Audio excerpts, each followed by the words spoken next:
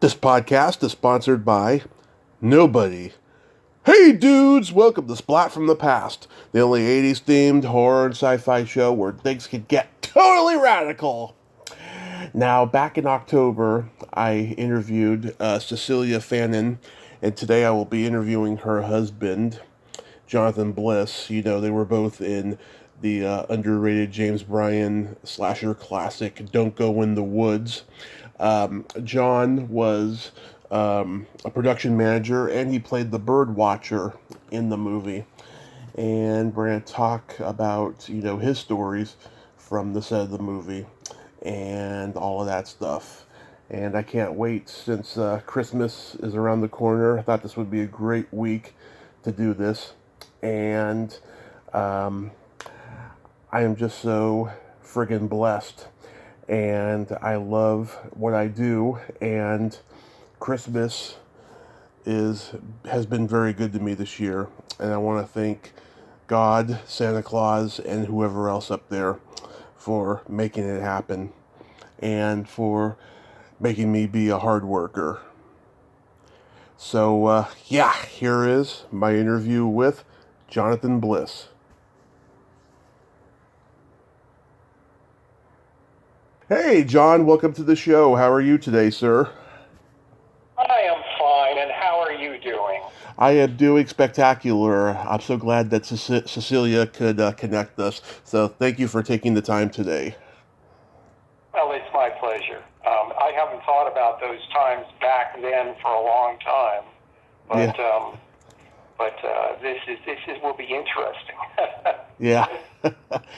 So going back in time, did you gravitate towards films and showbiz early on in your childhood? Yeah, I think a lot of people in my generation, our babysitters were the movies. And Yeah. on TV, we were lucky enough to get in my hometown of Salt Lake City, Utah. Mm-hmm. There was a show that went on fairly late at night that was sponsored by Kennecott Copper Company, and they had this, and they went through third and fourth run movies, and it was. I think I started to get I was thrilled by the emotions I felt when I was seeing these things, and then of course later on I became a total fanatic. And when I went off to college, Yale had a film society, which I joined, and there were numerous movies. Every single day was a new movie. They were real devotees of the theory that directors were the most important creature, Right. and the auteur theory. And so I got to see all these great directors and what they were doing, and I was besotted. I really was. And because I had a sort of natural bent towards writing anyway, I thought, gee whiz, maybe I can grow up and be a screenwriter. Yeah. And that I think that was the beginning of it. So when I graduated from Yale, went off to Edinburgh University for a few years, and then went back to get a doctorate in English literature because I had no sense whatsoever and no reality testing. After I was finished with that, there happened to be one movie company in Salt Lake City called Sun Classic Pictures. Right. And they were doing Grizzly Adams at the time, and I thought, if this is what I want to do, at least this is what I want to try to do. So I went there, and I was lucky enough to find some fool who was willing to hire me to do submissions coordination, which was basically I read books and I read articles and I read anything that I could get my hands on, and then wrote up little blurbs that could be tested to see whether the powers that be at Sun Classic Pictures, Charles Sellier Jr., would be interested in making something out of it. And all of these blurbs, of course, are written on an IBM Selectric, which shows you how dated I am. and so that was sort of the beginning. And then one day, this character appears at my door to my cage with this enigmatic smile on his face and says, "Hi, my name's Jim Bryan. I work over in the sound department. I'm head of the ADR." And we started to talk. And he became a kind of regular in my life. He became one of my best friends. And Jim was always doing something in the company. They sort of, I don't know why they pushed him into the sound department. Maybe that's, where they had the biggest need. But I think that he could have done anything. In fact, he was constantly doing things like fixing moviolas and doing all the stuff that they needed to do behind the scenes. But he was, he really seemed to be totally inured to the entire culture of making film. So it didn't surprise me at all when he finally, came up with the scratch he needed to actually do one. Right. Yeah, Cecilia told me that he had great potential to be more than a porn filmmaker, that he could have been another Kubrick or Fellini, but I guess, he got in his own way. He did. I think the thing that Jim was, I think that wasn't really realized, he was painfully shy. Yeah. And I think one of the things that you have to be as a director is you have to be a flagrant self-promoter. You have to be terribly, terribly nice and terribly, terribly clever. And I think that he was really a first-rate technician of it. But I don't think that he necessarily knew how to sell himself. My God, I remember one time, Jim came over and said, "I want you to come out with me for lunch." Mm-hmm. I said, "Why?" And he said, "There's a guy I want you to meet." So we go out to this restaurant, a pretty expensive restaurant. Mm-hmm. And this guy comes into the room who's wearing a great big Stetson, and he has diamond rings on all of his fingers. Right. And he sits down and begins to drawl out his plans for making a movie. And Jim is sort of sitting there smiling his enigmatic smile and nodding his head. And this guy he fit a perfect type, which was the guy who wanted to be a movie mogul, but didn't have he didn't have the money. And he didn't have anything that it took to really be there. But he wanted to go home to wherever he was, which I think was in Texas, to boast about how he had talked to some real movie people and he'd gotten into this business. And Jim introduced me to an entire underworld of these kinds of people. Most of all during Don't Go in the Woods, which was a real introduction to the demi-monde of Los Angeles. Right. So if I may backtrack a little bit before Don't Go in the Woods, what was the first movie you ever saw that made you go like, "Oh, I want to be in this business"? It was probably The Seahawk. Okay. But then, of course, you have to jump for Forbidden Planet, because that, science fiction is really my genre. And I have to say, Forbidden Planet was and The Day the Earth Stood Still. Oh, yeah. And The Thing. Those movies really got to me in a real visceral way. I thought, oh my God. And this was before science fiction was a big deal. Right. And I was already deep into the entire underworld of science fiction.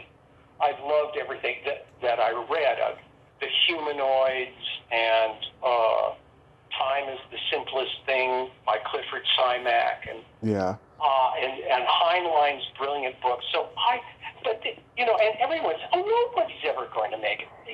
The horror movies maybe that are a little science fiction-y, but who would really spring for all the special effects that you need to do all of that stuff? But I thought, I want to do this.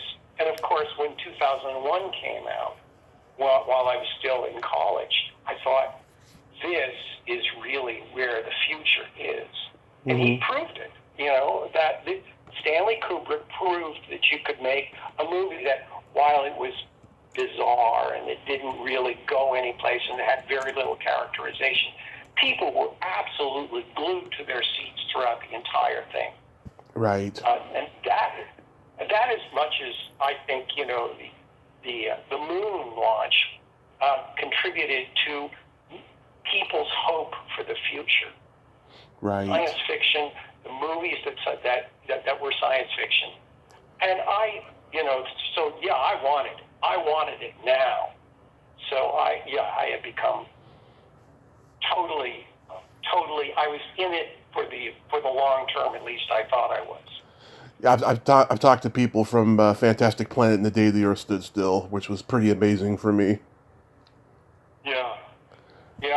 I just, it's just, and later on, of course, after Star Trek started, I used to go down into the basement, into the bowels of my college at Yale, and watch Star Trek when it came on every day, and then later to actually meet and go to the house of Leonard Nimoy. Oh. Be a part of his world, because Cecilia wrote for Leonard Nimoy. Maybe she didn't tell you that. No, I did not know that. Wow. Yeah. So Leonard became a good friend, and we went to a lot of, and John Delancey, who played Q, was a good friend. And we went over to John's house and they had a great big party for Leonard one time, and all of the people from all the Star Trek series were there who could make it into town. And it was great. I thought, wow, this is fantastic. So, Wow. So do you two know Tamar Hoffs? No, I don't think I do. No. Okay, she's the mother of Susanna Hoffs of the Bangles. She lived next door to Leonard Nimoy, and she got into filmmaking because of him, and they were very close. Oh, wow. Yeah, I think Leonard was one of the nicest guys I ever met in the business. Mm-hmm. Really was. And he had great taste in art. I heard. He had some stuff in his house that was just amazing. Oh, yeah, I heard he really liked art. So you went to Yale for college? Yeah. Yeah. So did you do any film studies there? There probably wasn't any back then, right? There really wasn't. There was, you could get, about the same time that I was wandering around there over at the Yale theater department. Of course, there were some incredibly first-rate actors who were going around. Was the proposition there still? No, I don't think so. No, I don't think that was there. Yeah. But yeah, you probably know more about this stuff than I do at this point. I know that during the time that I was there, this was during the Bob Seals trial and during all of the disruptions that were going on and the New Haven stuff, and there were just a bunch of extraordinary human beings hanging around and doing wonderful things as politically and philosophically, but it played hob. All of the demonstrations played hob on education, so it was a little hard to concentrate while you had demonstrations going on outside your building. Yeah. Yeah. Women's Lib and the riots and all of that stuff that was going on at that time. Yeah. Yeah. It seems like we're headed in that direction again, but most everybody's not agreeing with anybody. It's crazy. Yeah, it really, for us, late 60s liberals and hippies, Mm-hmm. Things sort of took a violent right turn, but what we didn't know is that we didn't represent the majority. Yeah. The people in this country. That was a false assumption on our parts. And the world has unspun several times and made itself into bizarre reinterpretations of what I thought it would be. Right. So we're stuck now, and the only thing sometimes that I have to hang on to these days is the movies and the books that I read Right. I can't even believe some of the stuff that goes on in the world. The fact that we have people who are willing, politicians who have become flagrant fictionalists, Yep. and fabricating almost everything. And they're in their own way informed by movies too. I mean, I don't think a lot of these characters would be in positions, doing what they do in positions of power if they didn't have some sort of movie that they were looking back at, or some book that gave them license to do what they're doing. That's just a thought of mine. I don't know whether it makes real sense. Right, and probably they got so many people around them telling them that whatever beliefs they told the public they're not possible, they can't be done, and all that stuff, and so they changed their beliefs. Yeah, I mean, there's a lot of conspiracy there, Yeah, there really is. So when you got to Sun Classics Productions, like what were there any particular productions you worked on? Well, there was the historical Jesus, which in the house they called the hysterical Jesus, and they were doing Grizzly Adams at the time too, and Chuck Sellier, who would occasionally come around, he would come in and he would stand there in the middle of the floor, duck-footed, with his hands pushed deep into his pockets, and he would kind of smile, and he'd say, "So what have you got for me today?" And we would go through our list of the pitches that we'd come up with, and he looked them over, and he didn't quite throw them over his shoulder. And it was the same sort of dismissiveness. Occasionally we came up with something he really liked. Yeah. But for the most part, I don't know what Chuck was looking for, but whatever it wasn't what we had. But that trained me for what I was going to see later when I wandered around Hollywood, which is whatever you have isn't quite. We've already got that in production. Right. Or something like that. I meet some really wonderful people in Hollywood, like Grant Tinker. Yeah. But I didn't really feel as though, they didn't really want what you were offering. What they wanted was something maybe close to what you were offering. Right. But it is one of the reasons it's a tough business to break into, even with the best of intentions. Right. And but you know that. You've been in the business, Tommy. You know all about this. Absolutely, but it's interesting when I hear from people who didn't have the bestest of luck back then, and then when I do hear the people who did have the best of luck, I'm trying to wrap my brain around it because. I mean, everyone has their own journey and their own path, but you think to yourself, why are some people successful and other people are not, especially in that time when it was a smaller community and there was no internet. Yeah. Well, it was a very small community. And, I got to meet quite a few of the people some people who made it, and other people who didn't quite make it. One of my friends was Henry Sharp, who was the main writer, the showrunner for the Wild Wild West. Okay. And but he got his job because his brother was in the business, and he managed to make a pretty good living and lived in this absolutely wonderful house in Encino, up on the side of the hill, and a house that was so quirky and filled with film stuff, film trivia, film posters, and he was a member, a habitué of this community. He was a survivor. And he made enough money so that he could live very comfortably, though he had never been very famous for much of anything. But he was a very nice man. And I think that he was one of the people who made it. But for everyone like Henry, who had connections and was able to take advantage of them, there were dozens and dozens of people who didn't. Now, were they just as talented? Probably. Were they just as relentless? Yeah, they were. Yeah. Many of them spent years and years trying to make it. And so many of them, especially the actors that Cecilia and I knew, they ended up by doing, if they were lucky, they ended up by doing voice work. Some of them ended up by doing advertising, becoming directors, or working for a company doing what they did on a small scale, what they wanted to do on a big scale. And I just felt as though there wasn't much place for those people. Yeah.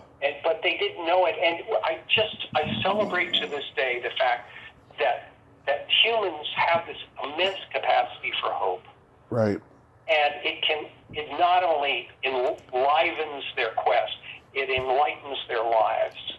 And so this is one of the reasons why, you have to wonder, what is the thing about fame that makes so many people want it? Because it is often so fleeting, and you and I both have known many people, probably, who really have not gained much from being famous. For instance, Leonard Nimoy couldn't go out. Really, Oh yeah. at all. Can we have sandwiches in? I'll order some sandwiches and we can have them here, because going out was impossible. I remember John Delancey. I'd go out on his boat. He had this beautiful ketch that he kept in the harbor, and I would go out and sail with him. And after sailing, we'd go to this local place, this dive for a meal or something to drink.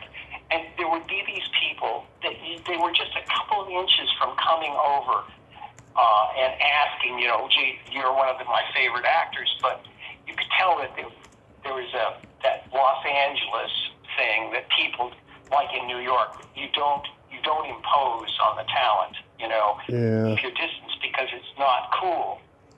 But it was the only thing that saved people like John and many of the other people I knew from being absolutely surrounded and hounded by admirers. Right. What was the point? What was the point? Yeah, that's crazy. They were just doing their job, and their job was acting other people. Right. I was curious when you. I'm sorry. Oh no, it's okay. Now, when you were working with Cellier, did he ever have you do any jobs on Grizzly Adams? No, I was strictly. There was the above the line, the below the line, but more importantly, there was the crew, and then there was everyone else. Okay. There was the crew, and there was the actors, and we were simply factotums. We were there to do a specific job and stay out of the way when the guys who were really important, had work to do. And occasionally, most of their filming was being done up in Park City. And the main offices, the headquarters, were down in Salt Lake on 2nd South. And that's pretty close to the center of Salt Lake City. Mm-hmm.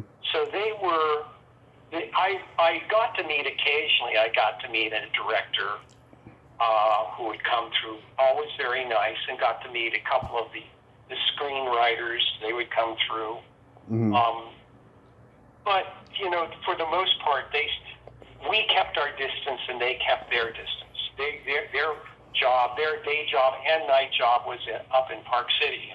Mm-hmm. God knows, those poor characters, they were spending, as you spend 14, 16, 17 hours a day when you're shooting. Right. And so they just, when I saw them, they all looked like raccoons. They had huge circles under their eyes. Yeah, I can just imagine. So, James Bryan, he gets financing for Don't Go in the Woods, and then he just asks you to be the production manager? Yeah.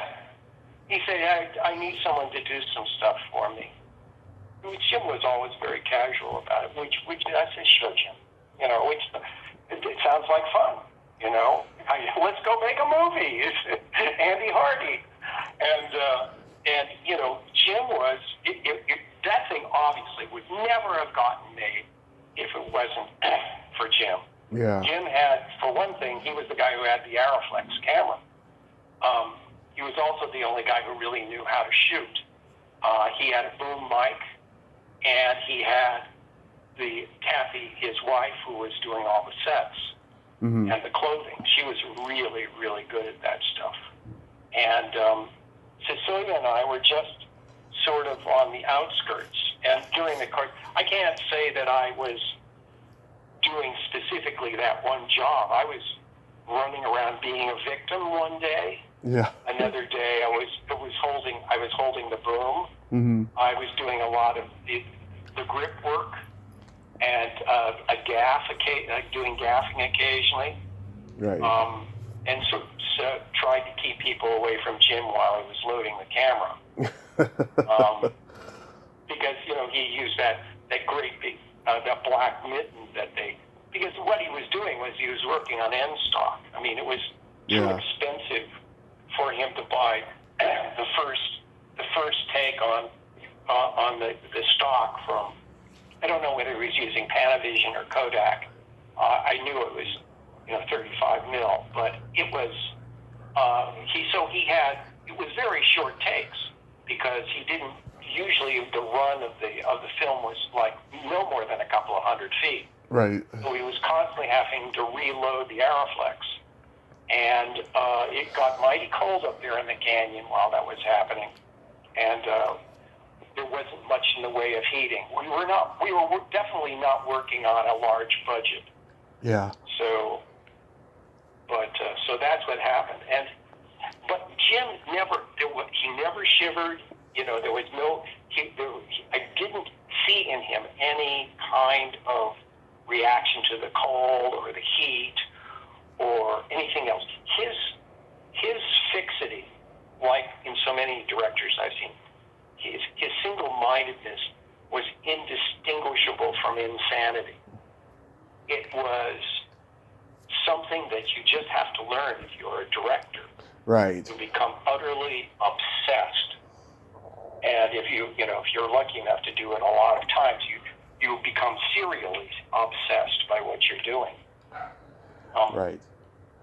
Yeah, this was a big departure for him after doing porn for so long. That this was the first legit movie. Actually, the porn both came before and came after. I think that Jim wanted, he was hoping that Don't Go in the Woods would elevate him. Right. And it was, other people have become celebrated for their small movies like Ed Wood. But, he and Jim put together something that I thought it was wonderfully goofy. And it worked. As far as, a B-level, a C-level horror movie worked. It worked pretty damn well. Right. And he managed to take a lot of handwritten scrawling from the guy who did the screenplay. Yeah. Garth, I think, was, and turn it into something that was the combination. He took out the unnecessary words and left it to the action on the screen. Yeah. And that was that's how Jim did it. I think he did a pretty darn good job. And again, the biggest problem with making a movie is trying to sell it after you've finished it. Right. We didn't have the same kind of penetration of festivals back then that they do now, and so there were fewer chances for him to get around and see if he could find a distributor for the movie. But eventually, I think he must have found something, and that I owe all of that to that incredible obsessiveness that Jim practiced in order to get this stuff done.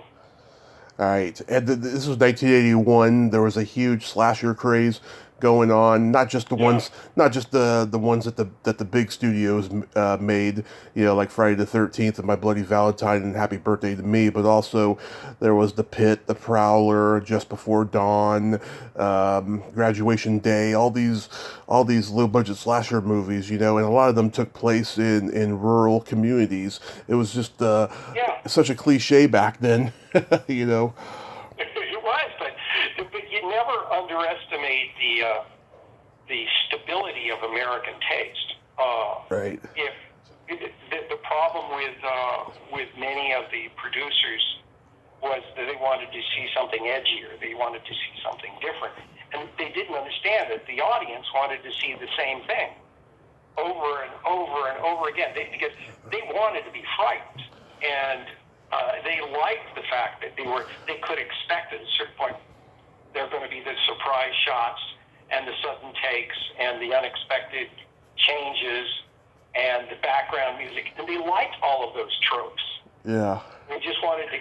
So yeah, and when the zombie craze started, that was about the same time the first of those movies came out, and we're still doing them, and they really haven't changed that much structurally. The zombie movies are all pretty much the same, and yet they always get a good audience.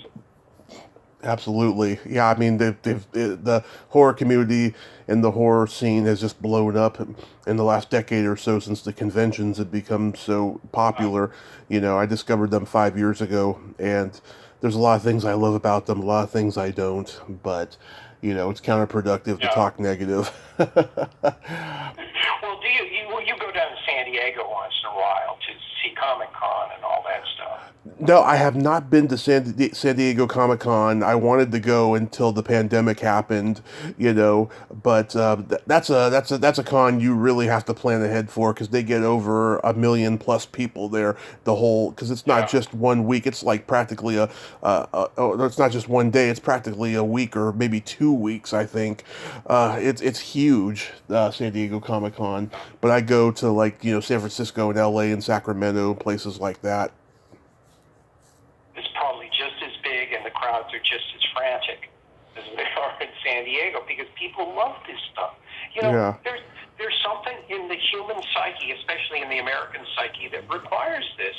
We need a turn to fantasy. We need to be able to partake of those moments in the movies that we cared about the most. Right. I know a lot of cosplayers, especially in the computer community, which is where I finally ended up. Yeah. And there'd be so many coders and members of the computer programming community that they were crazy about this stuff. They couldn't wait to go to these things. Right. That was their thing. Right. How many days of filming was it, and was it a pretty grueling shoot? It was a grueling shoot. It was, I think it was like 3 weeks, 2.5 weeks, 3 weeks. And it was, because Jim only had a limited budget and a limited amount of film. Right. And a limited amount of patience. So, we did it. We'd be up there in the canyon at 5 o'clock in the morning, which is no small deal when you're driving up from Salt Lake, and we'd be there until well after dark.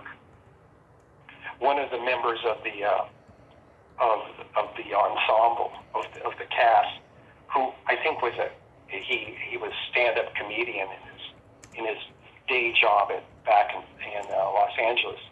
Who was this?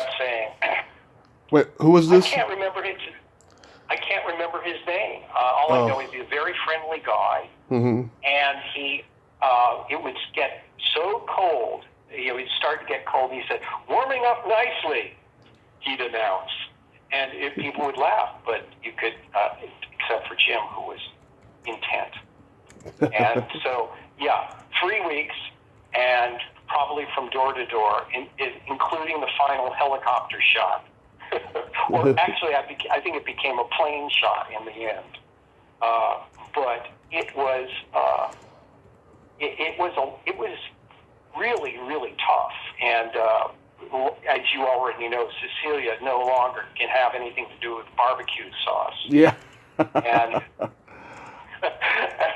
I learned a lesson that I didn't need to learn, which is that I'm a terrible actor. And I also learned that I probably could have been a much better AD and general dog spotting than I turned out to be. In the end, Jim ended up by doing almost everything that needed to be done along with Kathy. And then he went home to his own personal moviola, and he cut the whole thing himself and did all of the ADR. It's pretty amazing. And when it was he finally finished it in pretty much in record time. So, props to Jim Bryan for that. Yeah. So how did that come about that you were going to be the bird watcher in the movie? He announced it. He said, we need a bird watcher. He said in his usual way. We need a bird watcher. And then his eyes go to the left. And since I was standing on his left, I knew exactly what was going on. So he made you do it against your will. I knew my, as Clint Eastwood says, a man has to know his limitations. Right. And I knew my limitations were that I was one of the worst thespians who ever lived. But he dragooned me into doing it, and I did it. It was goofy. The only word I can use for it. I did what I could, and he took about 10 takes on it. All 10 of them were bad, but I think he probably figured out one that was less bad, and then went on with the day's work. Right. Wow. Yeah. What I love about this movie is that it focuses on visual, just as much as there's dialogue in it, but it's such a visual movie, and that's what I think makes it unique from all the others from that time. Well, he really, Jim's vision was almost entirely visual. Yeah. He wasn't always holding up his hands in that kind of framing mode, but he saw the world entirely through this imagined lens. He had become so obsessed with the making of the movie and entranced by his love for it. Right. That this was his, as close as he was going to get to doing his own movie. I mean, he did all kinds of other stuff in his career, right? As you probably know. But I just think Jim would have done better in the old studio system. Yeah. Where you came up through the ranks, and if you did your job, then you were eventually promoted to a more senior position. And I think Jim would have done really well in a situation like that. But unfortunately, it had become the auteur and the directors or the actors were the ones who were calling the shots. Mostly the actors by the 70s and 80s. The person who everyone in Salt Lake City was looking at was the guy who lived a couple of canyons over in American Fork Canyon, Robert Redford. He was the one who was doing everything right at the time. And occasionally, I know Cecilia met him once, but I didn't get the pleasure. But he was, I think that he offered the kind of hope that a lot of people needed to keep on sustaining their vision of what they could do.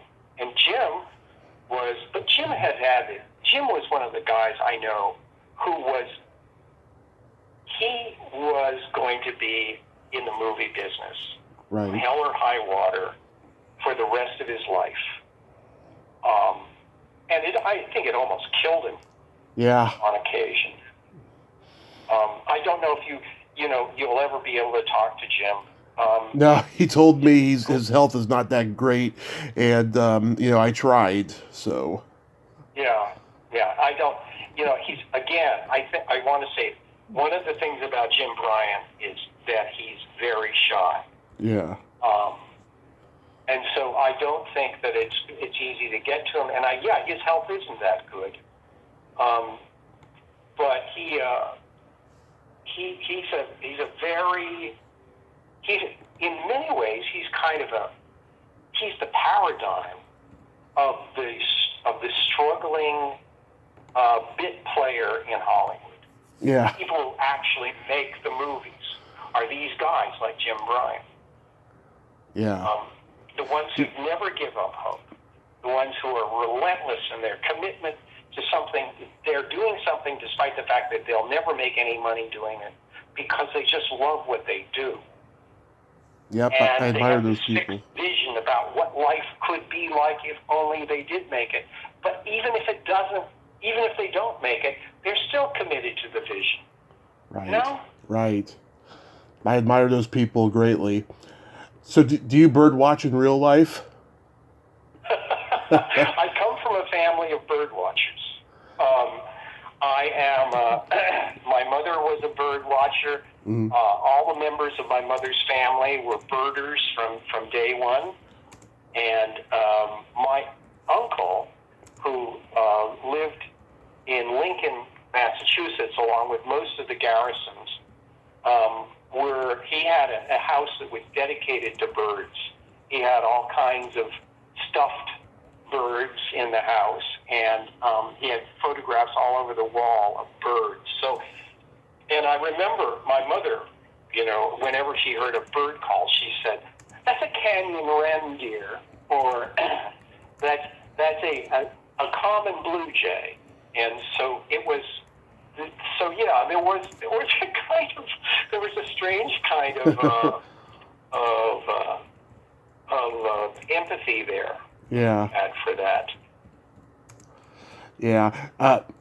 Cecilia told me that there was a pretty creative rap party. What do you remember about that?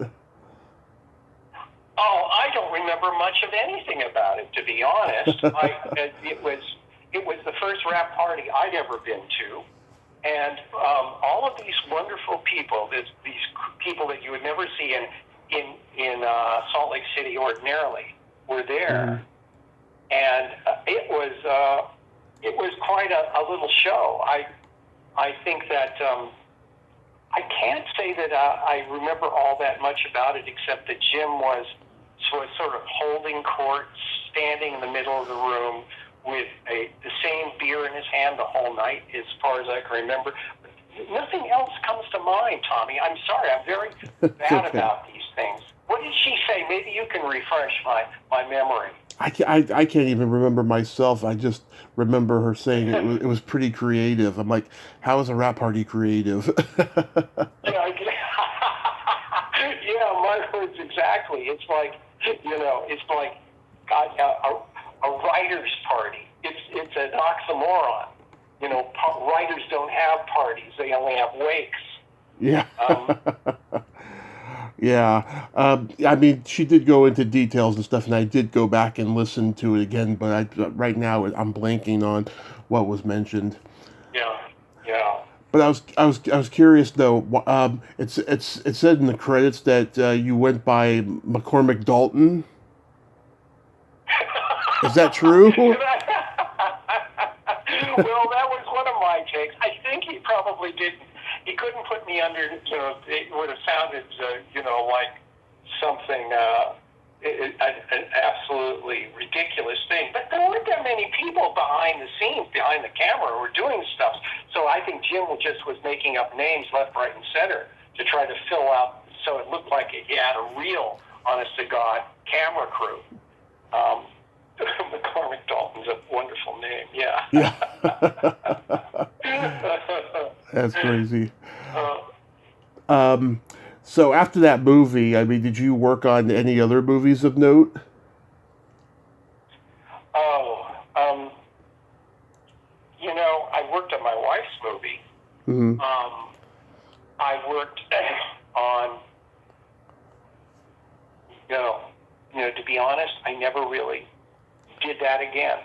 Mm-hmm. If I could remember that, I would it would certainly be one of my memories. No, that was my first and only real experiment with Mm-hmm. with the exhaustion of movies, except for the movie Cecilia made. Right.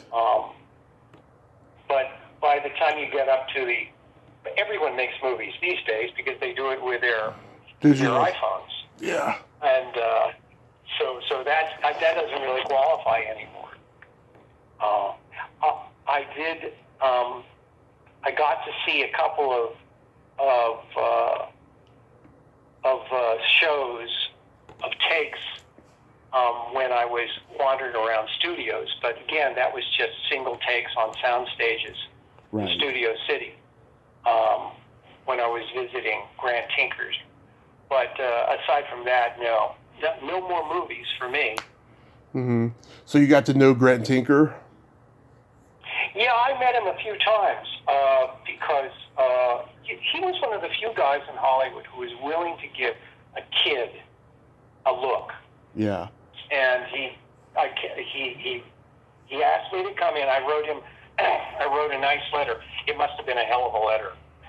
And he called me up himself. He said, "Hi, I'm Grant Tinker. Would you like to come in and talk to me?" And I was staying in Encino at the time. So we arranged on a day. I went over there. And Grant had a really bad back. Mm-hmm. So he had created a desk, which was a stand-up desk. And he would stand kind of behind it like a person at a podium. But he was wonderfully, he was a great listener Mm-hmm. and a wonderfully giving man. And if only I had been able to do the things that, it was one of the many stupid mistakes I've made in my life. That he said, well, if you wanted to kind of come around and look, and I couldn't offer you anything. But what you say at that point, Tommy, is, Mm-hmm. oh, I don't care if I get paid. Yeah. I just want to be part of it. But that was a line that somehow got deleted from my personal script. Yeah. And you go back and you feel so regretful after the fact that you didn't do that, because that might have been the turning point. You're not going to be offered a damn job right off the. Hey, I'm going to give you $1,000 a week to write scripts or to rewrite scripts. That's not going to happen. Right. You're going to have to work your way up to it. And so, it's just one of the many that I have in my annals of regret that I didn't. In other words, opportunity passed up. So what did you end up doing? I ended up by I published 16 books. Mm-hmm. Most of them kids' books. I wrote a book called Prism, which was about a woman with multiple personalities. Mm-hmm. That was on the bestseller list for a while. Then I wrote a book, Merchants and Miners in Utah, which was my one deeply researched book about the mining culture in the Mormon Empire, Right. and centered on four brothers from England who made a great deal of money while somehow managing to survive the west of the mid-19th century. So, that book did pretty well for me.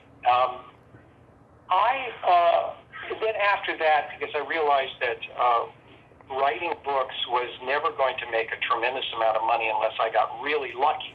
Mm-hmm. I happened to hook onto the technical writing business. I became one of the first people to start writing user manuals and manuals for the first personal computer.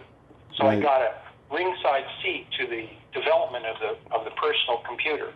Right. And I never really worked for any company as an employee, but I was a contractor and always pretty well employed throughout my entire career as a technical writer. Right. Mostly down here in Southern California.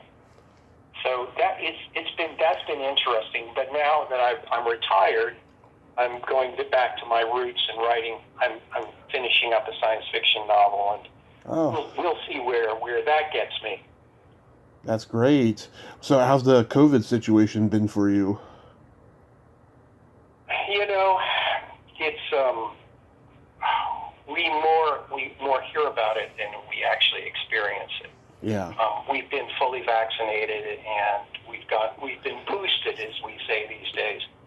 And so the Omicron probably won't affect me as much, but I can see already that we're launching ourselves senselessly into an entire new wave of this, and one can only wonder at the foolishness of the suicidal tendency of a large proportion of this country, because we've always been way up there in the wave, and now we suddenly find ourselves, it's going to be far worse, I think, this next time, for at least a month or two. Maybe hopefully not as many people will die, but an awful lot of people are going to get sick. And I exhort whoever I can to realize that, this is no joke, this virus. It's not just the people who die. It's the people who are going to be permanently debilitated. They're going to lose some of the sense. Their brains are not going to work as well. The hearts aren't going to work as well. Their lungs are not going to work as well. So, yeah, we've been kind of cut off. We were supposed to go to Europe last year, and we weren't able to do it. Yeah. And, so it's been circumvent. Our lives have been circumspect. And I find myself, I reread Daniel Defoe's book on the plague year, realized that this is a repeat syndrome. Right. If you go back and look at the stuff that was happening around 1347 to 1352, when the Black Death came into the country and into the world and wiped out probably more than a third of the total population. That was a terrible thing, but at the same time, it was the thing which probably caused the rise of the Renaissance and the modern commercial society started back then. We needed fewer people, not more people, to do this. So, right. I think in the immortal words of Greta Garbo and Ninochka, there will be fewer but better Americans in the years to come. Yeah. And people are making babies during this time too, which I just think is insane. It's like, how could you do that in a time like this? I don't know. How do you explain something like this? Except it's an urge, Now, after World War II, there was the baby boom, of which I was a part. Right. And you keep finding that one of the few refuges for people in times of great stress, one of the few things that they can still enjoy is procreation. Right. I don't know how restful that is for the mother, but it must do a lot for the males. Yeah. And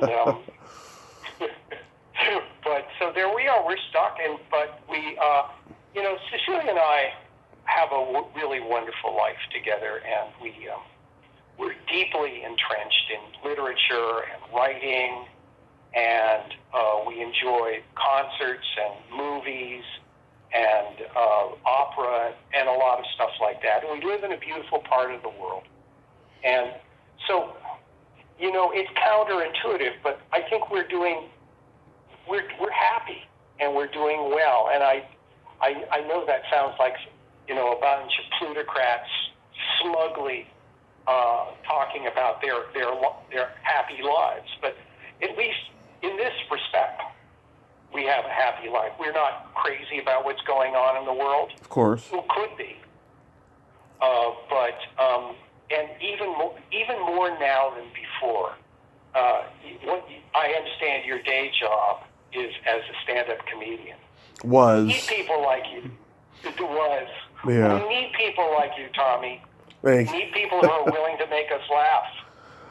Yeah, well, I'm always happy to make people laugh, but I haven't done stand-up in 3 years, and I'm just not happy about. I'm not too anxious to go back and do it. It's a toxic environment now, and I just want to be away from that. Isn't it funny that that stand-up comedy has become yet another form of Hollywood? It has, yeah. Or corporations in general, because you look at the CEOs of most of the corporations that I've worked for, and God knows I've seen more than a few of them. Their greatest single talent is their ruthlessness. Right.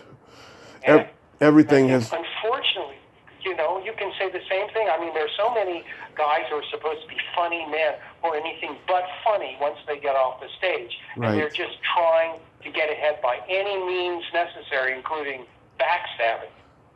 Everything has become corporate. I mean, look at the marijuana industry. The moment it became legal, it became corporate. And anything that comes along now is going to be corporate, and it's really sad and scary. Yeah, it really is. That is scary. I think we live in a very complicated world, and it reminds me a lot of the experiment that was done by the Rockefeller University back in the 1950s. You probably know about this experiment, where a guy put in a very large glass case that was a self-sustaining environment, and he started with 3 or 4 mice in it. Yeah. And he allowed them to breed. And what happened when it became chronically overcrowded is that they developed all kinds of psychoses. The homicide rate went up. There was rape. There was incest. There was all of the modern problems of society in a microcosm of this cage. And I think we're going through the same kind of thing. We need somehow a moment of calm, and I don't know who's going to provide that moment of calm. Or maybe it's just going to take a huge bloodbath, but I hope not. I hope we can stop short of that. Do you remember who provided the moment of calm when Kennedy was assassinated? No, I don't. The Beatles. No. The Beatles, that's right. Yeah. How could I think? Yeah, that's true. They were there, and it was just.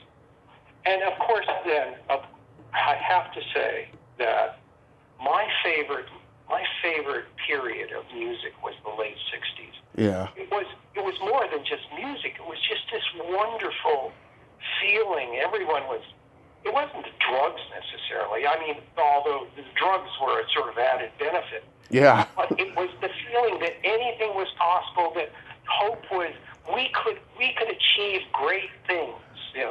John Lennon, all you need is love.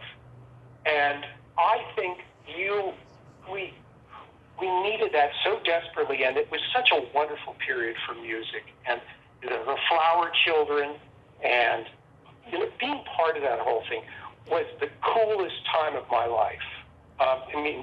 Aside, of course, from my marriage. Yeah. It was really, that was a dynamite time to be alive. Yeah. It really was. Yeah.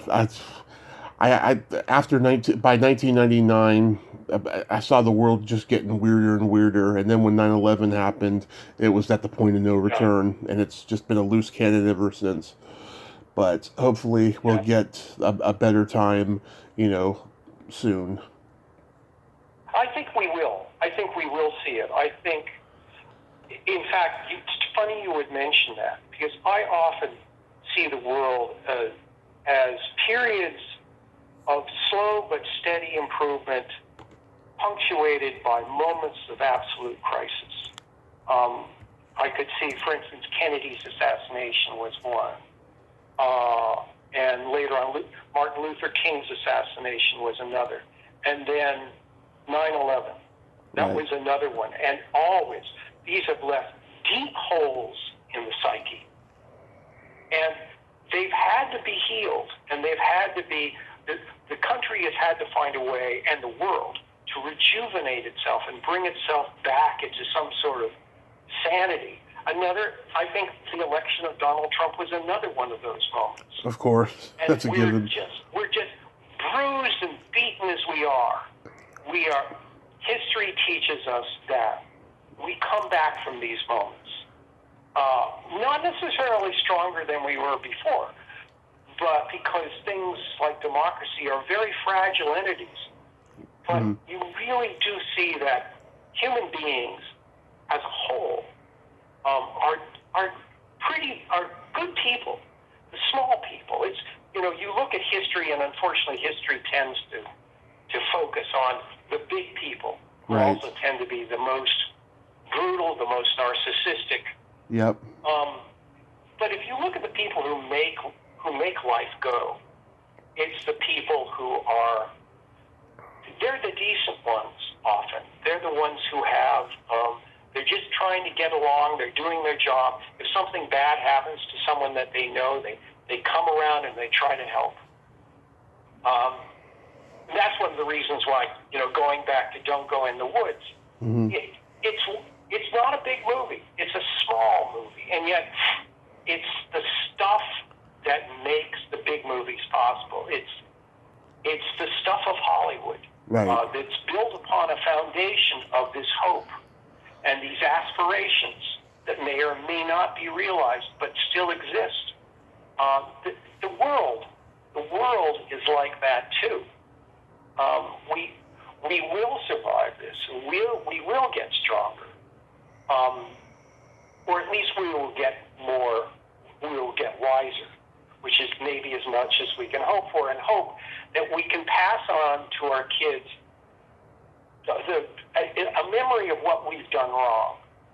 Because the kids I know growing up, the people we have now who are growing up, they're so much better in so many ways. They see that global warming is no joke. They see that people are acting foolishly. Right. They understand that we have to learn to live together, and that there really isn't that much difference between one skin color and another. They know this. It's instinctive in them. All we have to do is to survive, the old farts like me, who never learned their lesson, and, have to be pushed aside. My favorite expression is, progress happens one funeral at a time. And I think it's really true. I agree.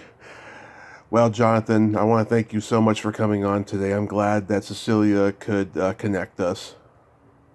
Well, Tommy, I'm glad you allowed me to come on. You're a first-rate interviewer. Oh, thank you.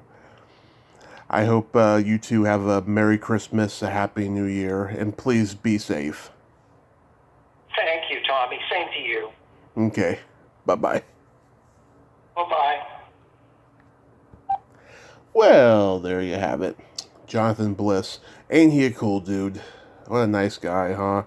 Wonderful guy, very passionate about his beliefs and the world around him. Cecilia is a lucky lady. Very lucky. Well, until next time, this is Tommy Throwback Kovac saying there's no shame in living in the past, because the present sucks. Later, dudes.